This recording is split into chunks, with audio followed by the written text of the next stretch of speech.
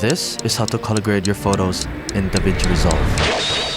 Welcome back to the stage of history. As of 2026, we now have a photo page to process our photos within DaVinci Resolve. I'll mainly show you two ways on how to go about it. First, the traditional way, like how you would process your photos in Lightroom. The second way is using a node-based color managed workflow, much like how you would grade your log footage. Importing is the same. Just drag your photos into the media pool. After that, select the photo page at the bottom. We can start editing by dragging your photo onto the photo album timeline. You'll now see the Raw tab on the right. This is where it starts to get familiar. You can adjust your exposure, your temperature, shadows, highlights, contrast, all that, just like in Lightroom. The Photo tab is where you can adjust your crop, your zoom, rotation, and probably the most exciting feature of them all, you're able to use any of Resolve's effects onto your photos, which I'll get to in a second. For the first method, the traditional way, our color management settings are set to default. The timeline and output color space is Rec 709 Scene. Start in the Raw tab to do your corrections like normal, getting your base exposure right, your white balance, contrast, etc. The adjustments here are considered destructive, so it's best to recover your highlights, shadows, or any details you need, as you won't be able to recover them when doing adjustments in the following tab. In the Photo tab, you can adjust your zoom, rotation, but I would mainly adjust the crop in this tab.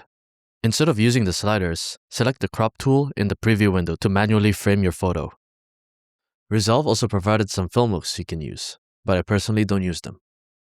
For the effects, you can use lens blur, film grain, halation, split tone, vignette, glow, cinematic haze, JPEG damage. Anyway, I'll just use vignette for this one.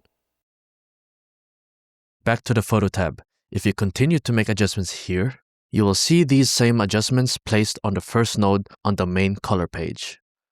It is up to you to do further adjustments on this color page, which opens up a lot of possibilities.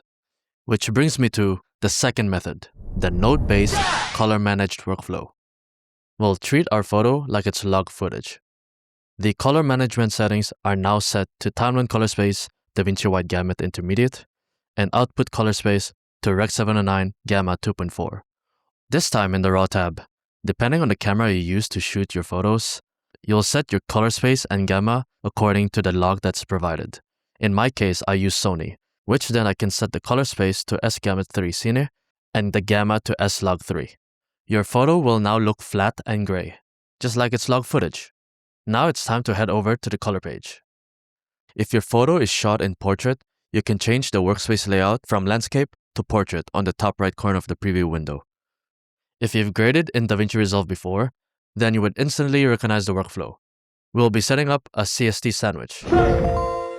On your first node, add the color space transform and set the input color space and gamma to match the same settings you selected in the Raw tab, and then set the output to DaVinci Wide Gamut Intermediate. Set the tone mapping to none, as it generally don't apply when going from camera to timeline color space. Add the second color space transform at the very end of your node tree. The input would then be DaVinci Wide Gamut Intermediate and output Rec 709 Gamma 2.4. Now you can start adding nodes in the middle of the sandwich, like exposure, contrast, saturation, your secondaries, just like you would for video. I think the best part of this is adding all the nodes, effects, DCTLs.